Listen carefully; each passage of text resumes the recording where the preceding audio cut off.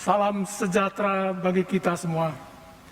Kebaktian minggu ini dilayani oleh Bapak Rimdolos Sumario, MDiv. Mari kita bersatu teduh sejenak. Mari kita bangkit berdiri. Hatiku siap, ya Allah. Aku mau menyanyi, aku mau bermazmur. Bangunlah, hai jiwaku, bangunlah. Hai gambus dan kecapi, aku mau membangunkan fajar. Damung di antara bangsa-bangsa ya Tuhan. Sebab kasih-Mu besar mengatasi langit dan setiamu sampai ke awan-awan.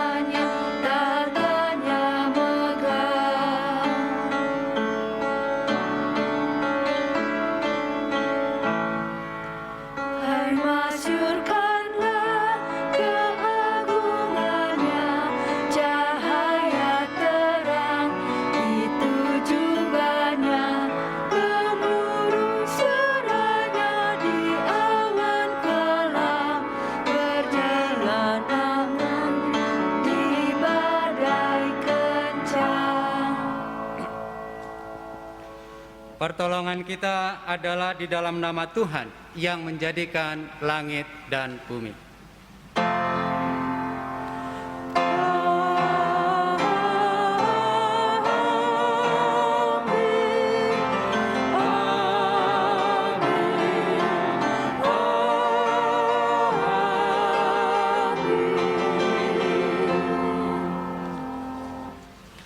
Kasih Kristus menyertai saudara-saudara sekalian. Dan menyertai saudara juga. Jemaat silakan duduk. Saudara-saudara yang terkasih, dalam minggu ini kita akan menghayati bersama tema Ia bersamamu di buritan. Melalui tema ini, kembali kita diingatkan untuk dapat menghayati bahwa Allah bersama-sama peduli dan campur tangan di setiap peristiwa kehidupan yang kita alami, seperti janji Tuhan kepada Yosua, sebab aku menyertai Musa, demikianlah aku menyertai engkau. Aku tidak akan membiarkan engkau dan tidak akan meninggalkan engkau. Kuatkanlah dan teguhkanlah hatimu, sebab engkaulah yang akan memimpin bangsa ini, memiliki negeri yang kujanjikan dengan bersumpah kepada nenek moyang mereka untuk diberikan kepada mereka. Janji ini juga berlaku untuk kita saat ini, bahwa Tuhan bersama-sama kita dan Tuhan menyertai kita di setiap peristiwa kehidupan yang kita alami.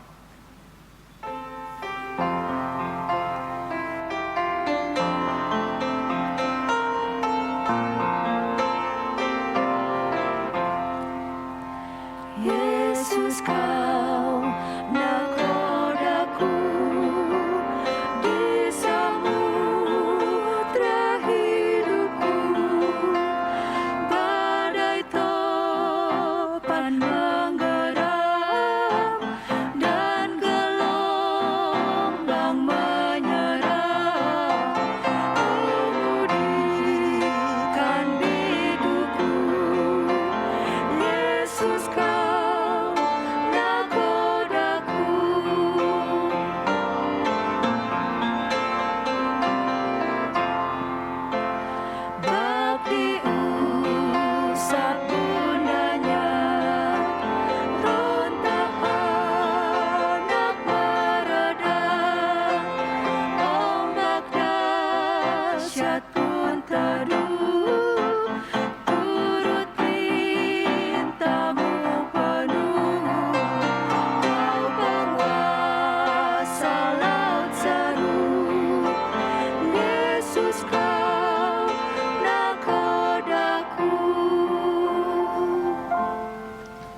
Mari kita mengaku dosa di hadapan Allah. Kita mengingat setiap kekurangan dan dosa yang telah dilakukan.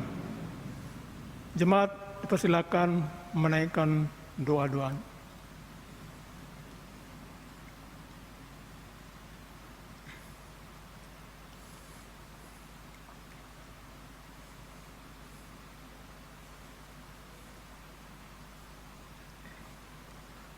Bapa kami yang bertata dalam kerajaan surga, pada saat ini kami datang ke hadirat-Mu untuk mengakui segala dosa dan pelanggaran yang telah kami perbuat, baik dalam pikiran, perkataan maupun perbuatan kami selama ini.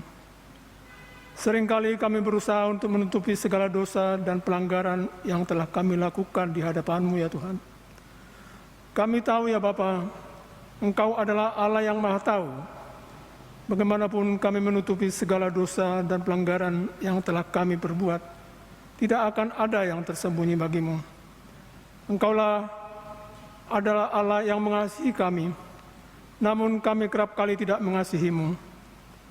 Ketika Engkau memanggil kami justru tidak mendengarnya, karena dosa yang telah kami perbuat menghalangi kehadirat-Mu masuk dalam hidup kami. Seringkali karena kesibukan, kami menjadi lupa bahwa ada penyertaan-Mu dalam kehidupan kami. Oleh sebab itu ya Bapa, kiranya Engkau sudi mengampuni segala dosa dan pelanggaran yang telah kami perbuat. Kami sadar jika kami telah berdosa di hadapan-Mu. Kiranya Engkau mau mengasihi kami menurut kasih setia-Mu. Hapuskanlah segala dosa dan pelanggaran kami ya Allah. Ubahkanlah kehidupan kami menjadi baru dan berjalan seturut dengan kehendak-Mu. Inilah doa permohonan yang kami panjatkan dan kami alaskan dalam nama Tuhan Yesus Kristus. Amin.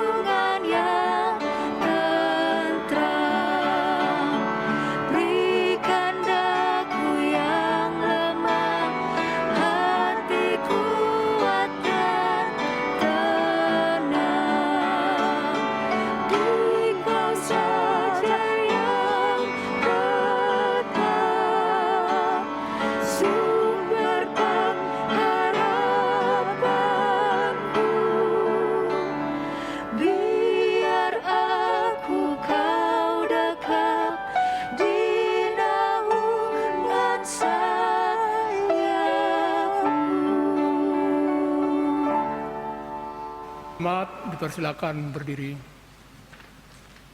Terimalah berita anugerah dari Allah bagi kita yang telah diampuni dosanya oleh Tuhan. Menurut Roma 5 ayat 8 yang berbunyi, akan tetapi Allah menunjukkan kasih-Nya kepada kita, oleh karena Kristus telah mati untuk kita ketika kita masih berdosa. Demikianlah berita anugerah dari Tuhan. Syukur kepada Allah.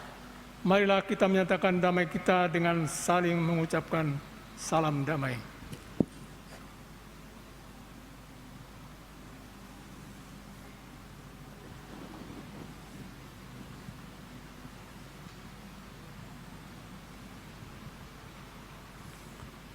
Mari dengan sukacita kita sambut anugerah yang Tuhan berikan dengan menyanyikan Kidung Jemaat 417 ayat 1 dan 2. Serahkan pada Tuhan.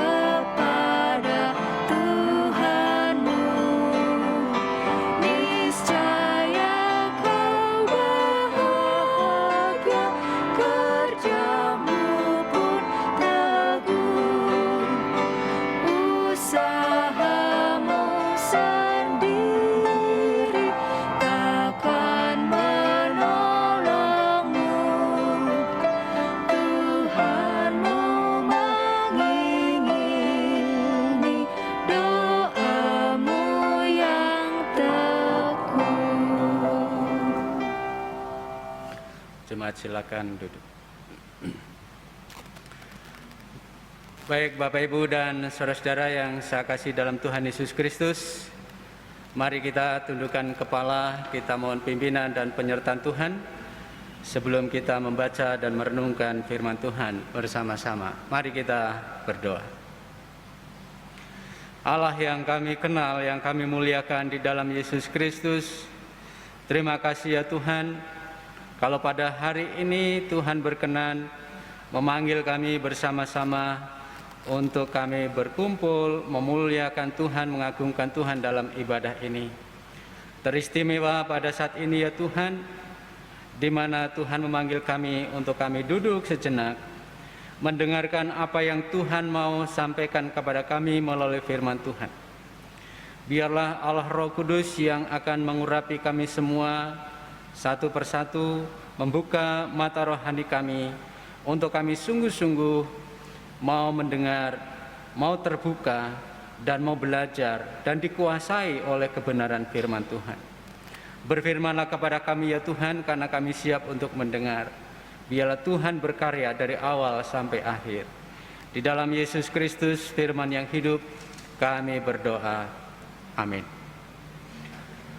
Bacaan kita pada pagi hari ini diambil dari Injil Markus pasal yang keempat, ayat yang ke-35 sampai ayat yang ke-41.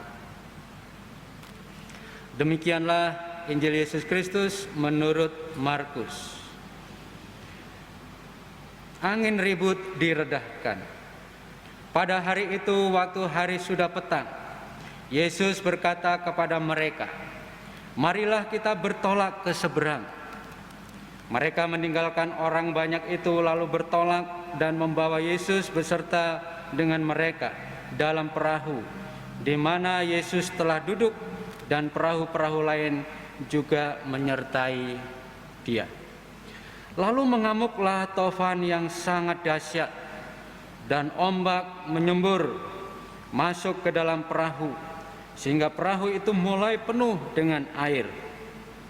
Pada waktu itu Yesus sedang tidur di buritan di sebuah tilam.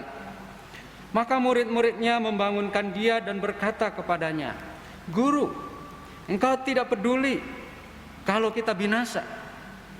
Ia pun bangun, menghardik angin itu dan berkata kepada danau, "Diam, tenanglah." Lalu angin itu reda dan danau itu menjadi teduh sekali. Lalu Ia berkata kepada mereka, "Mengapa kamu begitu takut? Mengapa kamu tidak percaya?" Mereka menjadi sangat takut dan berkata seorang kepada yang lain, "Siapakah gerangan orang ini sehingga angin dan danau pun taat kepadanya?" Demikianlah Injil Yesus Kristus. Yang berbahagia ialah mereka yang mendengarkan firman Tuhan dan yang memeliharanya. Haleluya.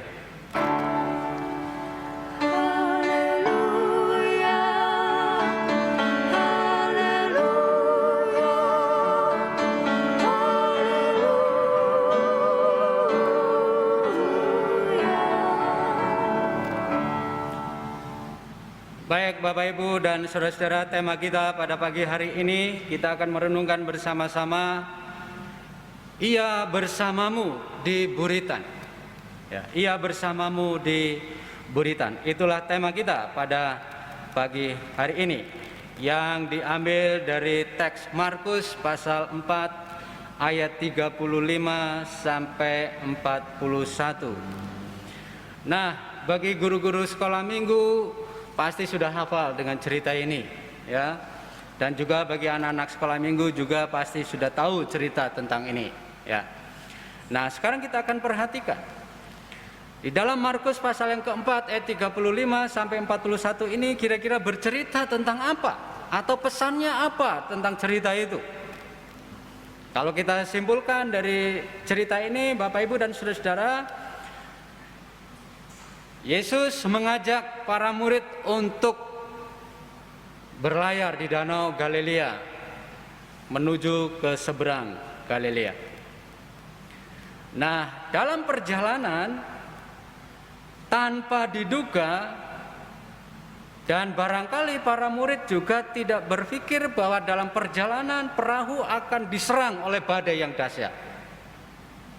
Dan cerita di situ menjelaskan bahwa perahu di mana Yesus berada dan para murid bersama-sama dengan Yesus itu dihajar oleh badai yang begitu dahsyat.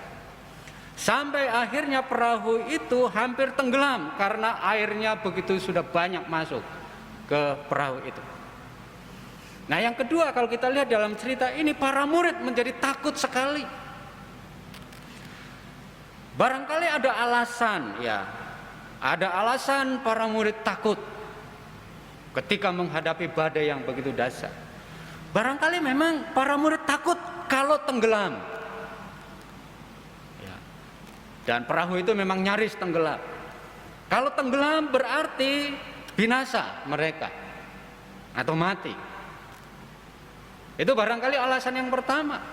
Mereka takut. Ini nyaris mau tenggelam. Kalau tenggelam berarti mati, binasa. Dan barangkali alasan yang kedua adalah para murid takut terpisah dengan Yesus yang selama ini bersama-sama dengan Yesus. Dan kalau tenggelam, terpisah, mati semua, selesai. Barangkali itu yang coba saya bayangkan alasan kenapa para murid begitu takut menghadapi badai yang begitu dahsyat. Padahal para murid, kalau kita lihat latar belakang mereka seorang nelayan, pasti sudah profesional sebagai seorang nelayan gitu ya. Pasti sudah siap mengantisipasi semuanya itu, tapi begitu dihajar oleh badai, mereka takut. Nah, yang ketiga, cerita ini juga menjelaskan yang menarik adalah Yesus ada di Buritan. Dan di dalam cerita itu Yesus tidak bersama-sama dengan para murid berjuang untuk menghadapi hantaman badai yang dahsyat itu. Malah Yesus itu tidur di Buritan, di belakang perahu itu. Ini menarik ya. Kenapa nanti kita akan lihat kenapa di Buritan gitu ya. Nah, cerita ini juga mau menjelaskan bahwa situasi di luar kendali manusia. Badai yang begitu dahsyat, siapa manusia bisa menghadapi situasi seperti itu?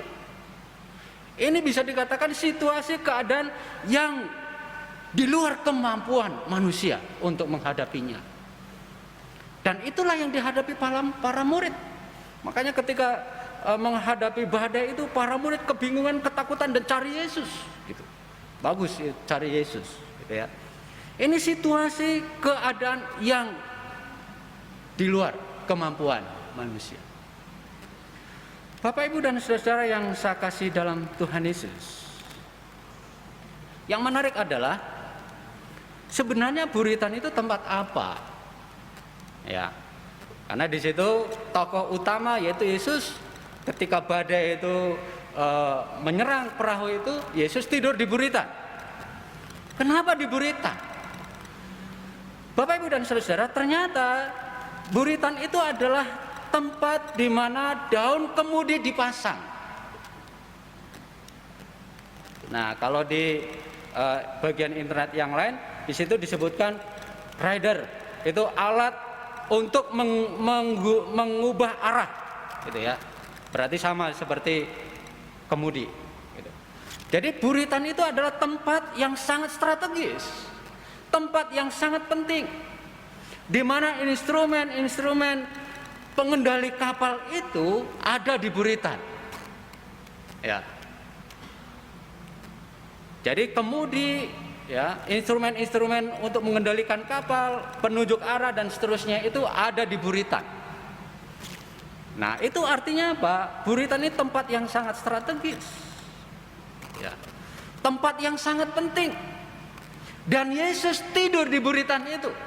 Tempat di tempat yang sangat strategis, tempat yang sangat penting, dan Yesus ada di situ. Itu menarik, ya. Nah, maknanya apa Yesus tidur di Buritan? Karena teks itu menjelaskan begitu. Kira-kira maknanya apa? Jadi kalau Yesus itu ada di Buritan, itu berarti tepat dan sangat strategis Yesus ada di situ. Jadi tidak salah tempat. Itu tempat yang paling tepat Yesus ada di Buritan. Di mana Yesus itu akan mengendalikan seluruh kehidupan jalannya perahu itu. Meskipun Yesus itu tidur, sebenarnya tempatnya itu tepat, tempatnya strategis, tempat di mana perahu ini bisa dikendalikan oleh Yesus. Ya. Nah, makna yang berikutnya apa? Yesus itu tinggal di tempat Buritan itu. Maknanya adalah tidak ada peristiwa tanpa dikendalikan oleh Allah sebenarnya.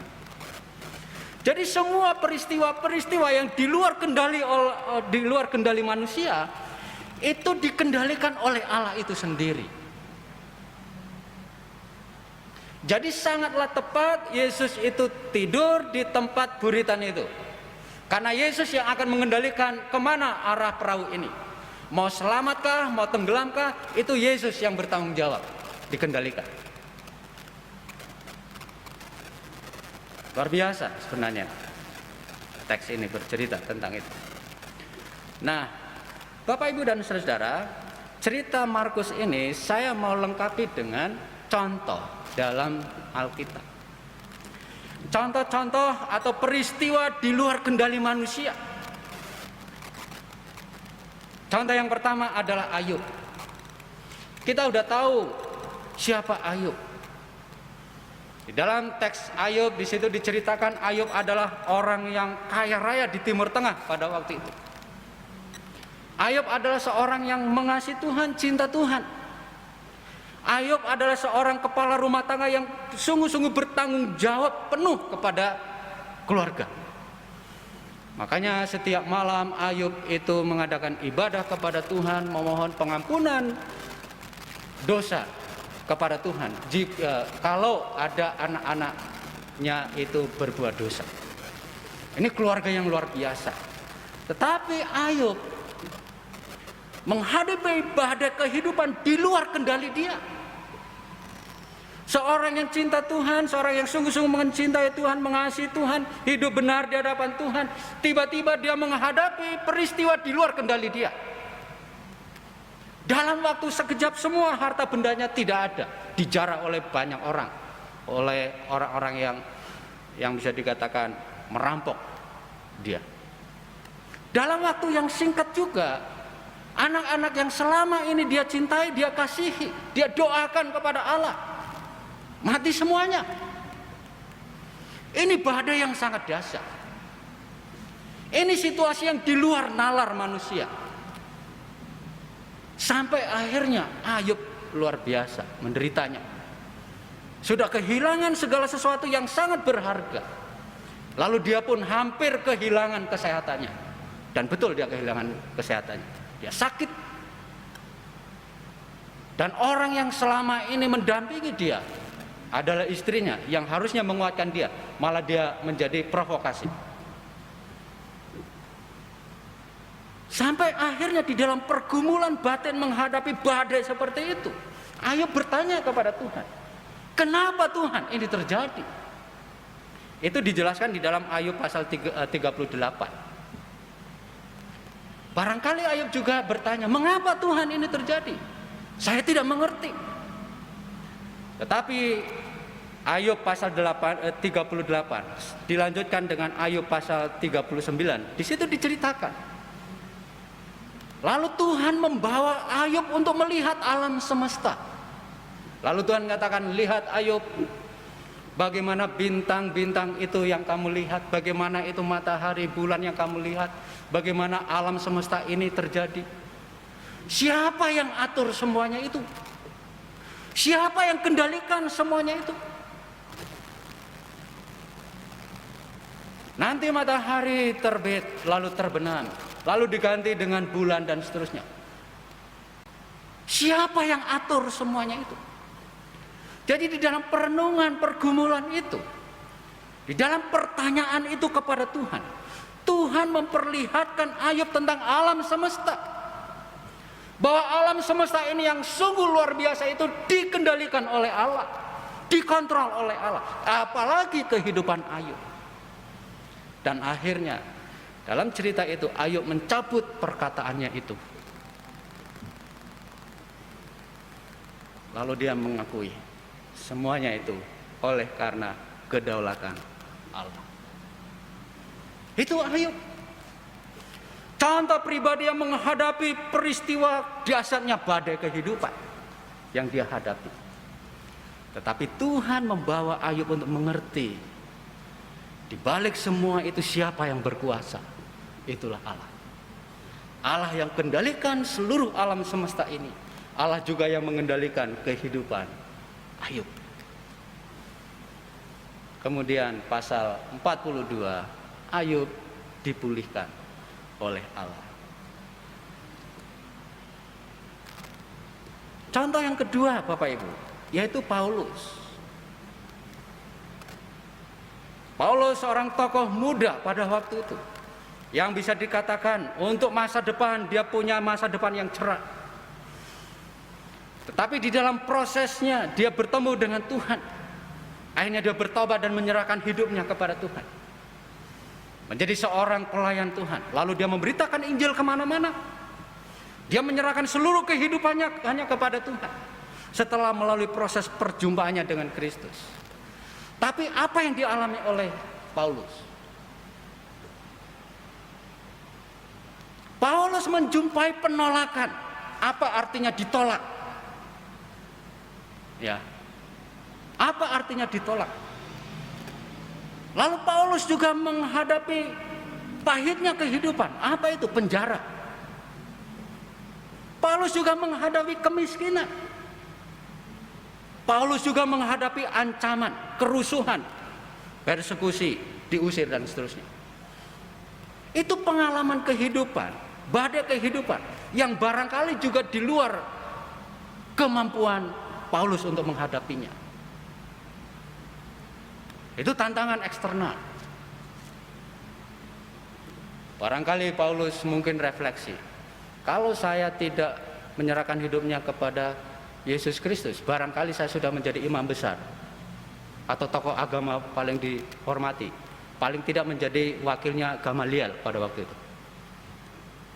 Tapi kok sekarang saya setelah menyerahkan hidupnya kepada Tuhan, saya mengalami seperti ini. Barangkali dalam refleksinya seperti itu. Itu tantangan eksternal. Tantangan yang luar biasa adalah dari dirinya. Dia berjuang keras juga bekerja. Dia membuat tenda untuk menghidupi dirinya. Karena dia tidak bisa mengandalkan jemaat-jemaat yang baru dirintisnya. Malah kadang-kadang dia juga berpuasa, dia berjaga-jaga.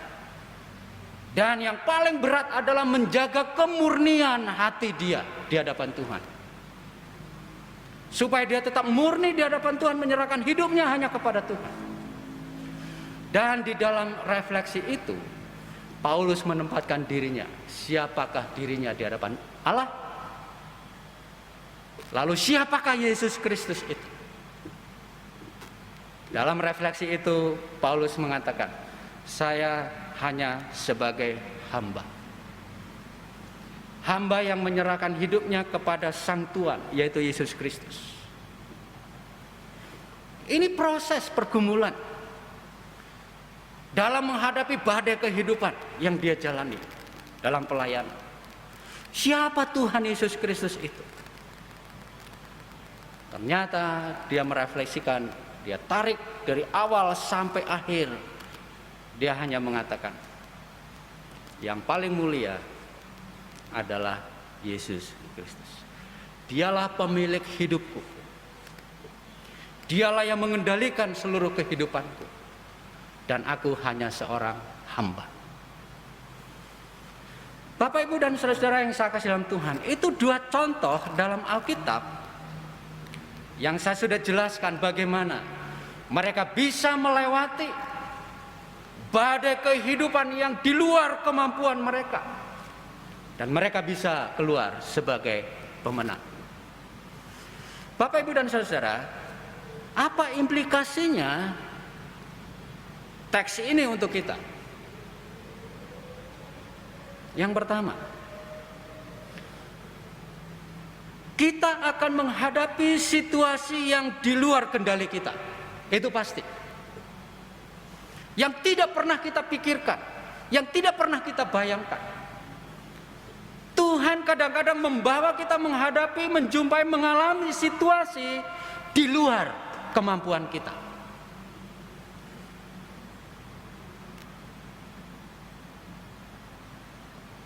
Situasi yang betul-betul mengancam kehidupan kita dan mau menenggelamkan kita. Kadang-kadang Tuhan bawa kita menjumpai situasi itu. Suka atau tidak suka, kita masuk pada situasi itu. Orang yang sungguh-sungguh mencari Tuhan, berteriak kepada Tuhan, dia selamat. Kalau tidak, dia tenggelam. Kira-kira begitu. Barangkali COVID-19 juga itu adalah bagian dari badai kehidupan di luar kendali kemanusiaan. Ya kan? Siapa yang sungguh-sungguh mengandalkan Tuhan, selamat. Itu yang pertama. Yang kedua adalah, mengapa kamu takut? Itu pertanyaan Yesus kepada para murid. Mengapa kamu tidak percaya? Jadi pesan ini sangat jelas. Kalau kita diizinkan oleh Allah menghadapi situasi kondisi di luar kemampuan kita, di luar kendali kita, pertanyaan ini masih relevan untuk kita. Dan Tuhan Yesus akan bertanya, mengapa engkau takut? Mengapa kamu tidak percaya? Bukankah aku ada di buritan? Ya kan? Bukankah aku bersama-sama dengan kamu? Mengapa kamu takut? Mengapa kamu tidak percaya?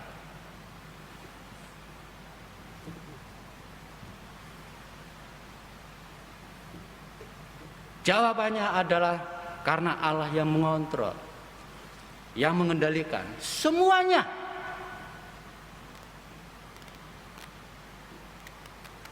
Bahkan Tuhan Yesus sendiri pernah ngomong bahwa sehelai rambut pun Allah mengetahuinya kalau itu jatuh. Apalagi peristiwa-peristiwa yang di luar kemampuan kita.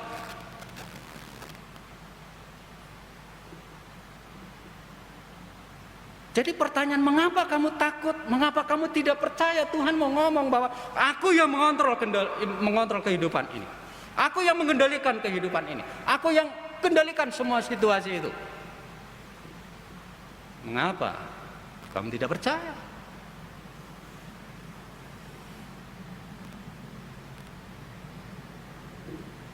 Pesan yang terakhir adalah tempatkan Yesus sebagai pengendali kehidupan kita. Tempatkan posisi Yesus di tempat yang sangat strategis. Kalau dalam cerita ini di buritan. Prioritaskan Tuhan itu, supaya Dia berotoritas mengendalikan seluruh kehidupan kita. Dia berkarya atas semuanya itu. Mengapa kamu takut? Mengapa kamu tidak percaya? Dia bersama-sama dengan kita. Dia ada bersama-sama dengan kita. Dan Dia menyertai kita dalam situasi kondisi apapun, termasuk kondisi di luar kendali kita. Dia bersama-sama. Dan itulah yang tidak disadari oleh para murid pada waktu itu. Sehingga para murid ketakutan begitu luar biasa. Padahal Yesus ada bersama-sama dengan mereka di buritan perahu itu. Dengan kata lain, kalau kita tidak menyadari Yesus bersama-sama dengan kita, pasti kita dikuasai oleh rasa takut, rasa cemas, rasa khawatir.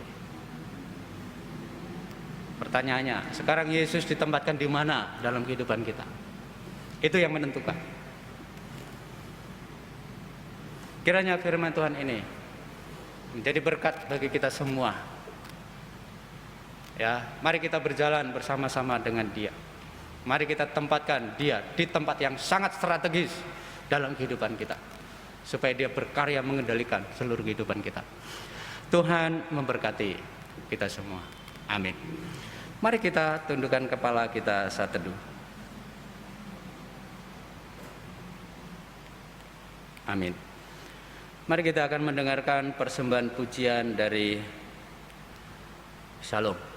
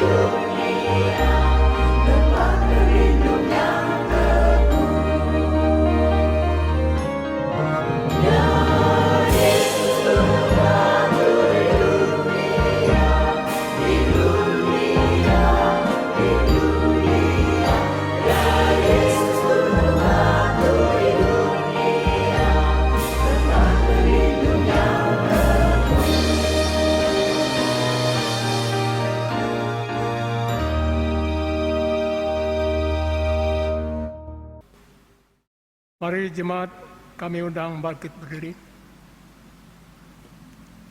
Marilah kita bersama mengucapkan pengakuan iman rasuli.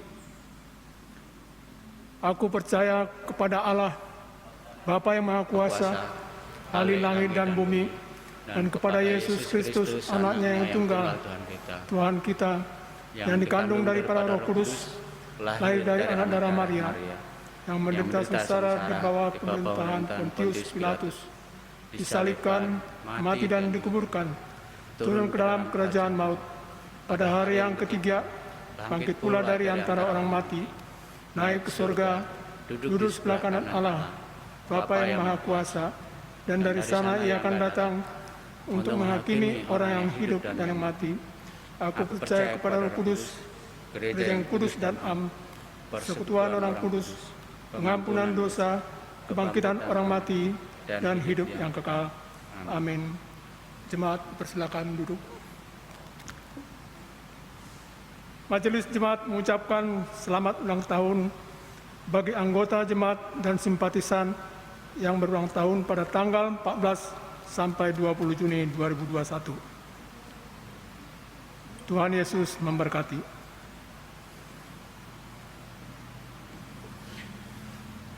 Baik Bapak Ibu dan saudara-saudara, mari kita menaikkan doa syafaat kita berdoa. Bapa dalam surga, terima kasih untuk kebenaran firman Tuhan yang boleh kami dengar, yang kami renungkan bersama-sama. Seringkali kami lupa atau seringkali kami tidak menyadari bahwa Yesus bersama-sama dengan kami. Yesus itu selalu menyertai kami. Sehingga ketika kami menghadapi badai kehidupan yang dahsyat, di mana kami nyaris tenggelam, kami dikuasai oleh rasa takut, rasa cemas. Dan firman Tuhan ini boleh mengingatkan kami kembali bahwa Dia akan selalu bersama-sama dengan kami. Dia ada di buritan kehidupan kami. Terima kasih ya Tuhan, firman-Mu begitu menguatkan kami, meneguhkan iman percaya kami. Biarlah firman ini membekali kami untuk kami boleh menjalani kehidupan kami ke depan. Pasti ke depan kami akan menghadapi situasi-situasi di mana kami tidak sanggup untuk menghadapinya. Tetapi firman-Mu akan menguatkan dan mengingatkan kami kembali bahwa Dia ada bersama-sama dengan kami. Bapa, pada saat ini kami mau berdoa, mau bersyukur bersama-sama dengan saudara-saudara kami yang berulang tahun pada tanggal 14 sampai pada tanggal 20 Juni ini. Kami berdoa ya Tuhan, kiranya kasih karunia Tuhan terus limpah-limpahkan dalam kehidupan mereka.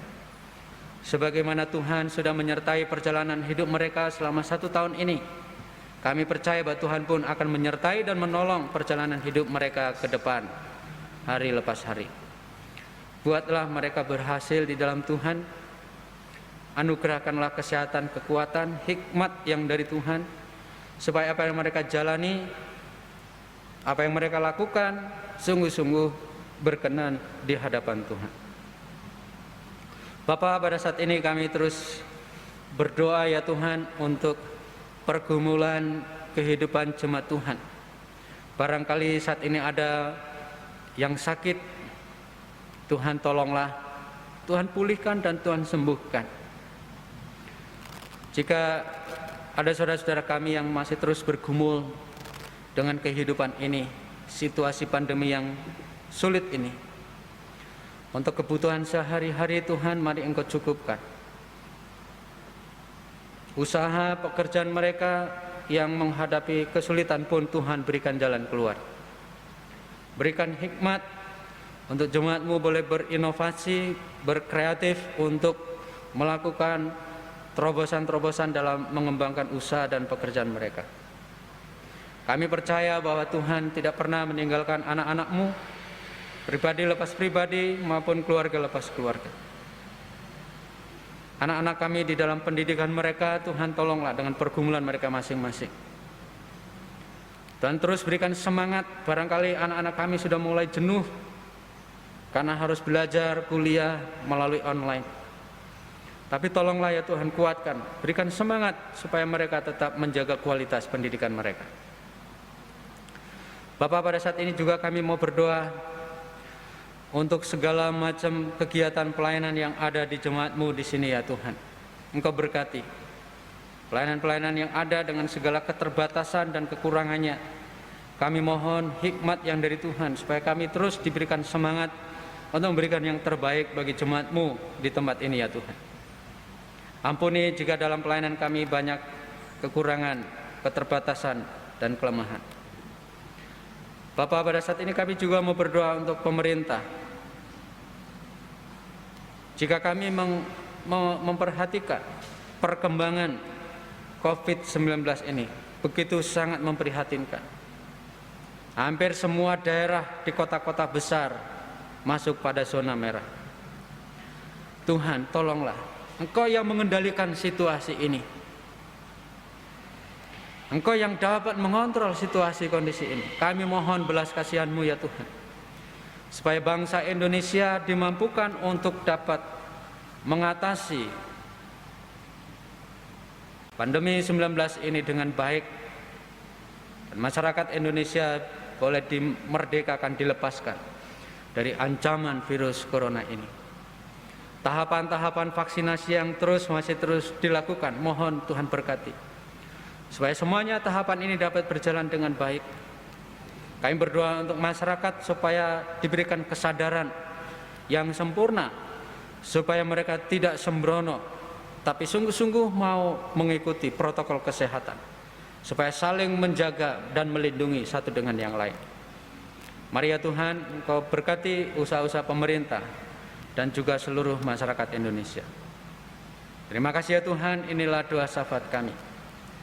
Di dalam nama Tuhan Yesus Kristus, kami berdoa dan bersyukur. Amin. Pelayanan persembahan. Marilah kita mengucap syukur pada Allah dengan memberikan persembahan kita. Firman Tuhan yang mendasari persembahan kita dari 2 Korintus 8 ayat 12.